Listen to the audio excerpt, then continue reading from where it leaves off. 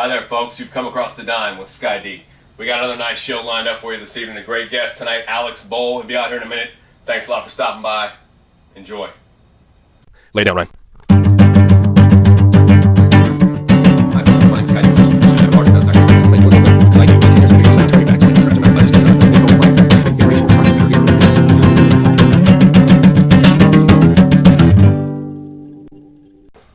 All right, so here we are again. Second show was awesome. Had a great time. Thanks again to Ian Keller McGlone. It was a nice interview.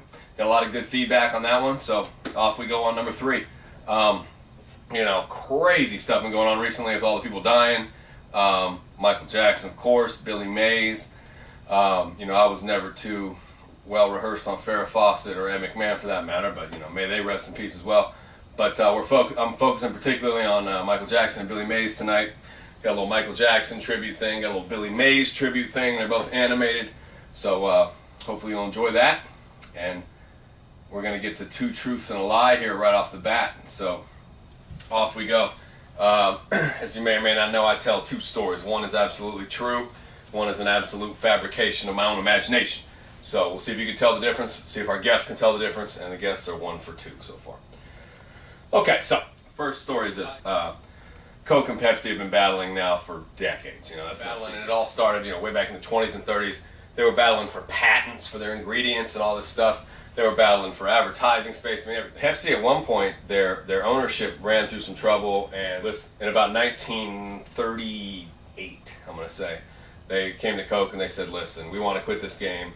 You could buy us out right now." Said and told, we'll never sell a Pepsi product in America again for $500. And Coke looked at Pepsi and saw that they were in such a bad spot, they decided to just add insult to injury, and they said, "Nope, you're not even worth $500 to us. Good luck." And so that made the Pepsi family really, really pissed off. And what they did is they rallied, created a great company, and now what you have is a product, Pepsi, that I personally believe is more delicious than Coke. Okay, the second story is this. It involves McDonald's and Burger King. McDonald's, as you know, is pretty much the quintessential fast food franchise in America. Okay?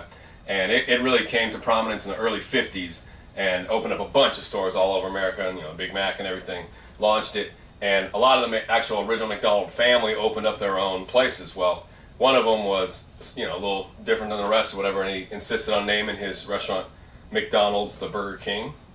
And the McDonald's family was like, "No, we're not going to do that. We're just going to go with McDonald's. There can never be any mistake, and it'll always be our family name." And the guy's like, "No, I insist that we call ourselves McDonald's the Burger King." And they just said, "Nope, you can't have the franchise." So he said, "Forget it, I'm going to open up my own burger joint and just call it the Burger King." And that was the original establishment that has now grown to challenge McDonald's today. Okay, so those are our 2 stories.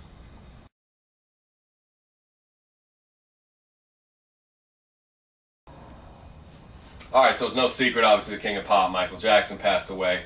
And, say what you will about Michael Jackson, he was one hell of an entertainer. And, here's a little video short that is a poem explaining how I feel about Michael Jackson.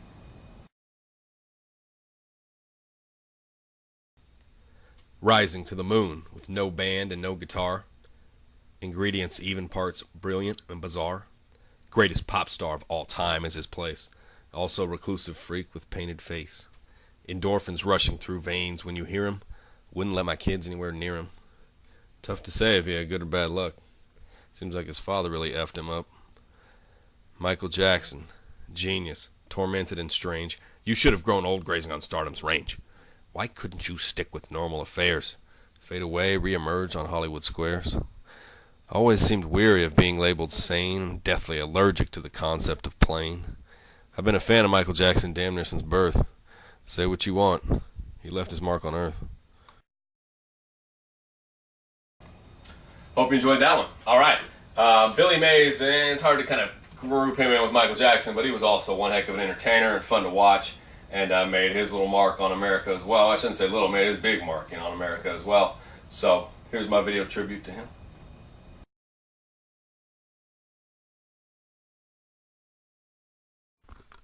It's Billy Mays here for Beyond the Grave Communications. Wouldn't you like to hear from your dearly departed friends and relatives? Well, now you can with Deathline, the brand new technology that allows you a glimpse of the afterlife. Here's a sample. Hey, Grandma, how was life up in heaven? Oh, it's pretty swell. There are a lot of other ladies who also play bridge, so many, in fact, that we've divided up into groups based on which zodiac sign we are. And this woman named Janice insists that she's a Capricorn, but I know she's actually a Gemini. Wow, that's so interesting, Grandma. Are you sleeping okay? Well, mostly, but I get awoken sometimes by the pesky guitar of some young blonde-haired hippie boy named Curtis Corain or Kurt Cocaine or something like that. Oh my God, Grandma. Do you have a room in heaven next to Kurt Cobain? Yeah, that's it. That's the name. Is he famous or something? Hell yeah, he's like the best rocker from the 1990s. Wait until I tell my friends that my grandma's living down the hall from... Is your mother still fat? Line's breaking up, Grandma. I'll have to talk to you later. Okay, bye for now. Bye. How amazing was that? And all done through the magic of lasers. The whole Deathline kit is yours for an extremely low price. Here's how to order.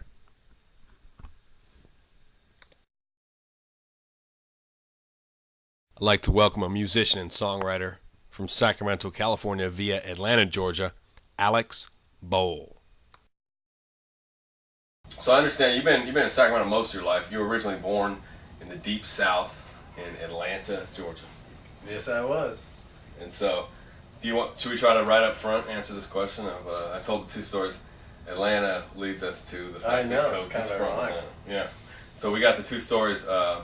One is here's a memory refresher right here. So, Alex, my man, which one do you think it is? Which one's true, which one's a lie? I think the true one is Coke. The true one is the Coke story. Yeah. All right.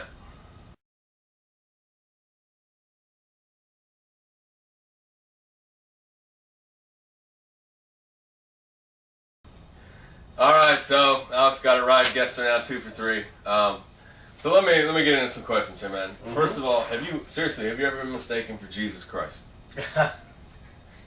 Yeah, there was one story where I was working with autistic kids for about a 6-year period, Okay. and I was doing in-home therapy, and I went to work one day and met the family I was working with for like a 3-month period, and the autistic kid had 2 brothers, one younger than him, and I met them all and everything. At the time, actually, I had longer hair and I had a full beard.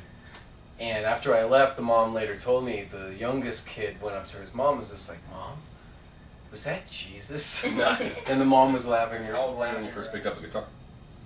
Yeah, I was old. I was like 21. Wow. Yeah.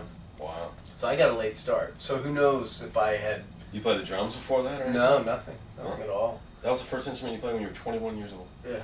Wow, that's pretty impressive, dude. Yeah. And now you're one. I mean, I got to say, Alex is one heck of a songwriter.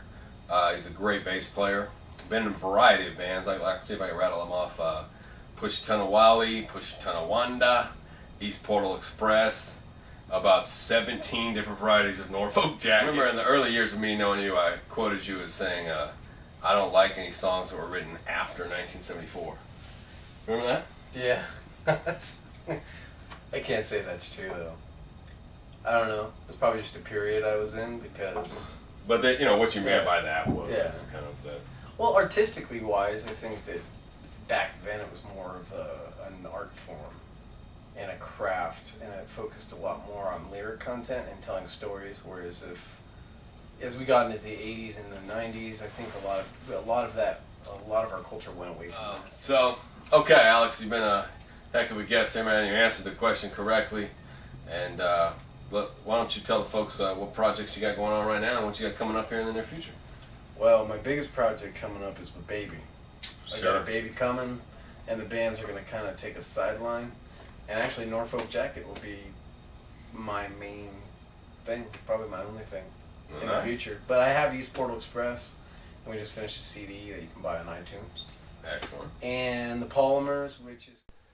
Tonight's show is brought to you by Etc., which is an awesome gift shop on the corner of 21st and L. Got all sorts of stuff for any gifts, cards, anything like that. Silver mannequin out front. Can't miss it.